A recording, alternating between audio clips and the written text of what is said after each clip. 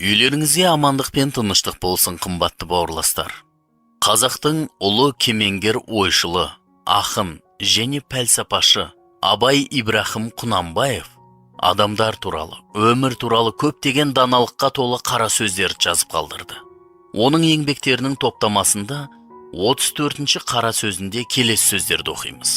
Жұрттың бәрі біледі өлетұғынын, және өлім үнемі қартайтып келмейтұғынын. Бір алғанды қайта жібермейтұғынын.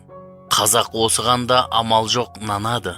Анық өз ойына, ақылына тексертіп нанбайды. Және хәммәні жаратқан Құдай бар, ахиретте сұрау алады. Жамандыққа жазғырады, жақсылыққа жарылқайды. Жазғыруы да, жарылқауы да пенденің ісіне ұқсамайды. Бегірек есепсіз қинауы да бар. Бегірек есепсіз жетістіруі де бар деп, бәріне сендік дейді. Мен және хәммәні жаратқан Құдай бар, ақыретте сұрау алады. Жамандыққа жазғырады, жақсылыққа жарылқайды деген сөз туралы киелі жазбаның негізінде сұхбаттасуды ұсынамын. Сонымен біздің сұхбатымызға қосылыңыз. Киелі жазбада еврейлерге арналған хаттың 9-шы тарау 27-ші аятында Құдай адамның бір рет өліп, содан соң қиямет сотының алдында тұратынын белгілеген деп анық айтады. Бұл шүбәсіз ақиқат. Құдай адамның бір рет өліп, содан соң қиямет сотының алдында тұратынын белгілеген. Мұса бізге былай деп ескертеді. Ғұмырымыз 70 жасқа созылар. Күш қуат жетсе, мүмкін 80 болар. Жақсы кезде де шегеміз бейнет азап. Ақыр ғайып боламыз ғұмыр зырлап. Қаһарыңның күшін кім түсінеді? Соған сай қастерлеу қажет өзіңді. Үйрете көр ғұмырымды есептеуді. Содан иемденейік дана жүректі. Басымызға қиындық түскенде біз адамдар бұл шындыққа шынымен сенеміз. Ал бәрі жақсы болған кезде сот туралы ұмытып кетеміз. Олай болмайтын сияқты өмір сүреміз. Адамның осы әлсіздігін Абай да байқаған. Ол өзінің 34-ші қара сөзінде осы ойды әрі қарай дамытады. Жұрттың бәрі біледі өлетұғынын, және өлім үнемі қартайтып келмейтұғынын. Бір алғанды қайта жібермейтұғынын. Қазақ осығанда амал жоқ нанады. Анық өз ойына, ақылына тексертіп нанбайды. Және хәммәні жаратқан Құдай бар, ахиретте сұрау алады. Жамандыққа жазғырады, жақсылыққа жарылқайды. Жазғыруы да, жарылқауы да пенденің ісіне ұқсамайды. Бегірек есепсіз қинауы да бар. Бегірек есепсіз жетістіруі де бар деп бәріне сендік дейді. Қазақтың әйгілі ақыны әрі пәлсапашы Абай Құнанбаев адамдардың мінез құлқына маңызды бақылау жасаған. Және әрі қарай Абай сөзін былай деп жалғастырады. Жоқ, онысына мен сенбеймін. Олар сендім десе де, анық сенген кісіге уайым ойлап не керек? Осы екеуі лайықты жақсылықты өздері ойлап таба береді. Егер де осы екеуіне бұлдыр сеніп отырса, енді неге сендіре аламыз? Оны қайтып түзете аламыз. Бұл көптеген адамдардың қиындығы. Олар өлімнен кейін сот болатынын түсінеді және сенеді. Жаратқан иенің алдында есеп беру керектігін біледі. Біз білеміз, бірақ көктің патшалығына жұмаққа лайықты әрекет етпейміз. Мысалы, Матай жазған ізгі хабардан мынадай сөздерді оқимыз. Сендерге шын айтамын, адамдар өздері айтқан әрбір жағымсыз сөздері үшін қиямет сотында жауап береді. Біз күнәһармыз. Сондықтан жаратқан ие бізді жазалауға толық құқылы, әділетті жазалауына болады. Біз соған лайықтымыз. Иса Мәсіх бізге бұл туралы бір астарлы әңгімені айтып береді. Тыңдаңыздар. Бір кісі бай болып, қымбат қызыл шапан мен сәнді киімдер киіп, күн сайын салтанат құрып көңіл көтереді. Ал қақпасының алдында Елазар есімді бір мүсәпір жататын. Оның тұла бойын іріңді жара басқан еді. Мүсәпір байдың дастарханынан түскен қалған құтқанды жеп тойынсам деп аңсайтын. Тіпті иттер келіп, жараларын жалап кететін. Ақыры мүсәпір қайтыс болып, періштелер оны Ыбырайым пайғамбардың қасына апарып салады. Бай да өліп қабірге қойылады. Ол о дүниеде азап шегіп жүріп, басын көтеріп қарағанда, алыстан Ыбырайым мен оның қасында жантайған Елазарды көреді. Содан ол қатты дауыспен Ыбырайым ата, маған қайырым қылып, Елазарды жібере көріңіз. Ол бармағының ұшын суға малып алып, тілімді салқындатсын. Мына жалынды отта қатты қиналып жатырмын деп жалбарынады. Бірақ Ыбырайым былай деп жауап береді. Ей балам, есіңе түсірші. Сен өміріңде әрдайым жақсылық көріп рахаттандың.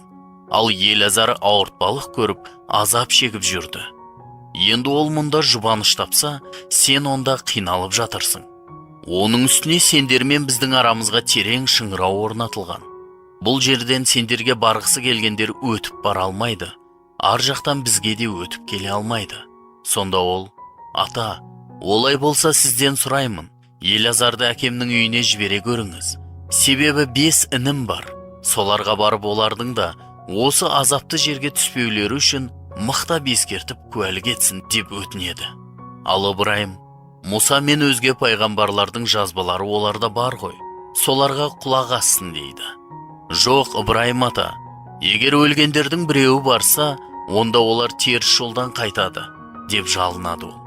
Сонда Ыбырайым оған, олар Мұса мен өзге пайғамбарларға құлақ аспағанда, өлгендердің біреуі тіріліп барса да сенбейді деп жауап береді. Киелі кітапта Мұса мен пайғамбарлардың тәлімдері жазылған. Бұл кітапта бізге Құдайдың жоспарын, оның киелілігі мен әділдігін ашып көрсетеді. Бұл кітапта сот, мәңгілік жаза туралы да айтылған. Иса Мәсіх бұл оқиғаны бізге, осы күнәһар дүниедегі адамдарға арнап айтты. Яғни мен және сіз үшін. Өйткені ол жаратқан иеден сотты жүргізуге толық өкілеттілік алды. Ол өз туралы не айтқанын тыңдаңыздар. Сендерге тағы бір маңызды шындықты айтайын. Кімде-кім айтқан сөздеріме құлақ асып, мені жібергенге сенсе, сол мәңгілік өмірге ие. Ол қиямет сотына тартылмайды, керісінше, рухани өлімнен шынайы өмірге өтті. Сендерге тағы бір өте маңызды шындықты айтып тұрмын. Рухани өлілер, Құдайдың рухани ұлының даусын естіп, оған сенетін уақыт болады. Тіпті сол уақыт келді де, сонда оның даусына құлақ салғандар тіріледі. Себебі әкенің өзі өмірдің бастауы екеніндей, ұлы да өмірдің бастауы болуы сыйлайды. Ол көктен келген билеуші болғандықтан, әкесі оған қиямет сотын жүргізу билігін де тапсырған. Бұған таңданбаңдар, өйткені қабірдегілердің бәрі Құдайдың рухани ұлының даусын еститін уақыт болады. Сонда өлгендер қабірден шығады.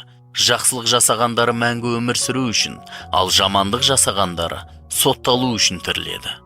Құдайды терең қастерлейтін Карнелдің үйіне жиналған адамдарға ізгі хабардың мәнін түсіндіре отырып, елші Петр келесі сөздерді айтады. Жақия адамдардың шомылдыру рәсімінен өтуі туралы уағыз айтқан еді. Содан кейін Галилеядан бастап барлық Яхуди елінде болған оқиғаларды да білесіздер. Құдай өзінің киелі рухы мен құдіретін Назареттік Исаға дарытты. Ол игі істер жасап шайтанның құрсауындағы адамдарды азат етіп сауықтырып, ел аралап жүрді. Өйткені Құдай оған жар болды. Біз Исаның Яхуди елінде және Иерусалимде істеген істерінің бәріне куәміз. Ал соңында дұшпандары оны ағашқа шегеле біліп өлтірді. Алайда 3-ші күні Құдай Исаны қайта тірілтіп алып, бүкіл халыққа емес, өзі куә болуға алдын ала таңдап алған біздерге көрсетті. Иса өлімнен қайта тірілгеннен кейін, біз онымен дастархандас болып бірге ішіп жедік.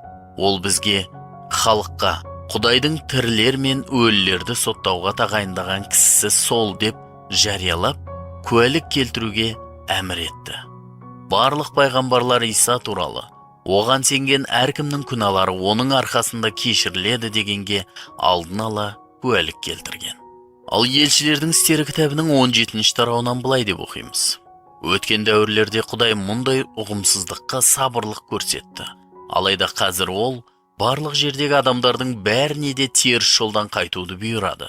Себебі ол осы дүниені әділдікпен соттайтын күнін белгілеп, сотты жүргізетін кісіні тағайындап қойды. Барлық адамзатқа мұның дәлелі болсын деп, Құдай сол кісіні өлімнен қайта тірілтіп алды. Абай Құнанбаевтың сөздерін тағы да бір рет сіздердің естеріңізге салып өтуіме рұқсат етіңіздер. Жұрттың бәрі біледі өлетұғынын, және өлім үнемі қартайтып келмейтұғынын. Бір алғанды қайта жібермейтұғынын. Қазақ осығанда амал жоқ нанады. Анық өз ойына, ақылына тексертіп нанбайды. және хамманы жаратқан Құдай бар. Ақыретте сұрау алады. Киелі жазбада Құдай адамның бір рет өліп, содан соң қиямет сотының алдында тұратынын белгілеген деп анық айтады. Бұл ақиқатқа немқұрайлы қарауға, және ол біздің жағдайымызға көмектеспейді, қайта нашарлатады деп, оны елемей өмір сүруге болмайды. Шешім біреу-ақ, жаратқан иенің сотына дайын болу. Біз күнә жасамай өмір сүргендіктен емес, қайта біз адамдар күнә жасауға қабілетті болғандықтан. Киелі жазба былай дейді: бәрі күнә жасап, Құдайдың өздеріне белгілеген ұлылығынан құралақан қалды. Шешім біреу-ақ, жаратқан иенің сотына дайын болу. Бірақ біз лайықты болғандықтан емес, біздің игі істеріміздің арқасында емес, Иса Мәсіх арқылы, оған деген сеніміміз арқылы жаратқан иемен кездесуге дайын болуымыз керек. Жохан жазған ізгі хабарда былай деп оқимыз: Құдай өзінің рухани ұлын адамзатты соттауға емес, құтқаруға жіберді. Оған сенушілер қияметте сотталмайды, ал Құдайдың жалғыз рухани ұлына сенбейтіндер әлде қашан сотталған.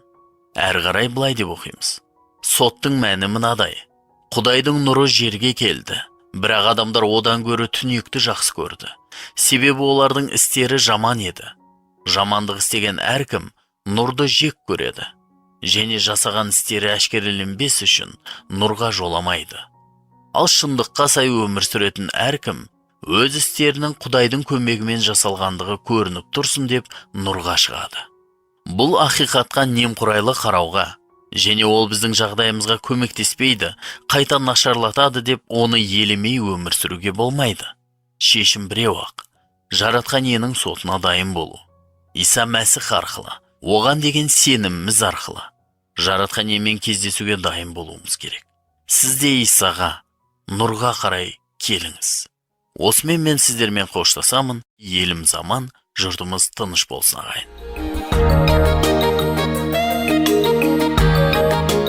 Қымбатты тыңдарман, біз осымен бүгінгі бағдарламаны аяқтаймыз.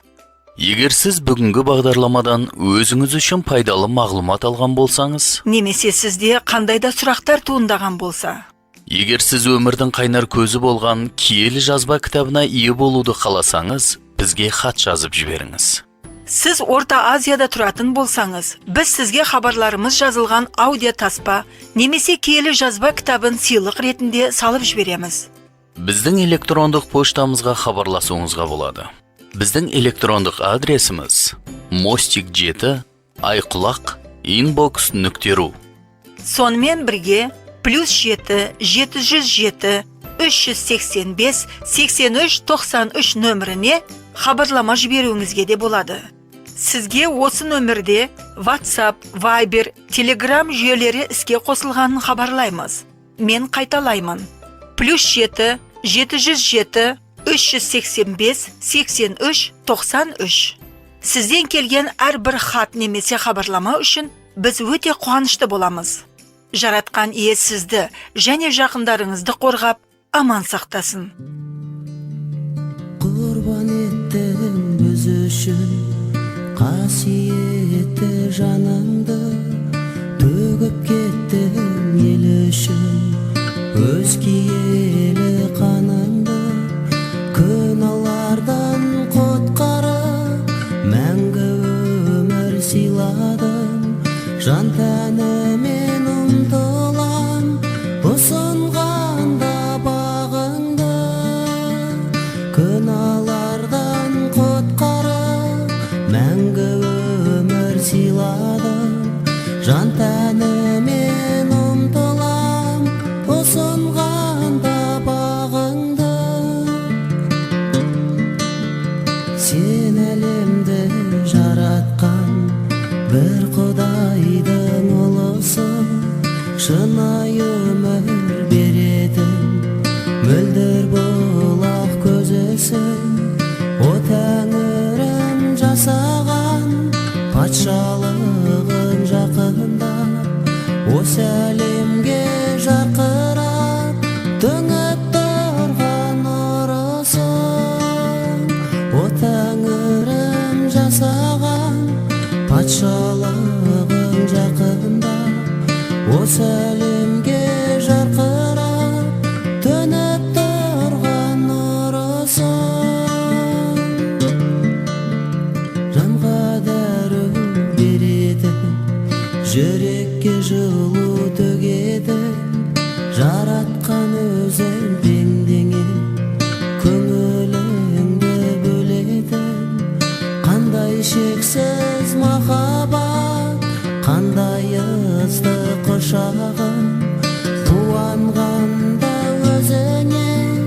қияға самға бошамын.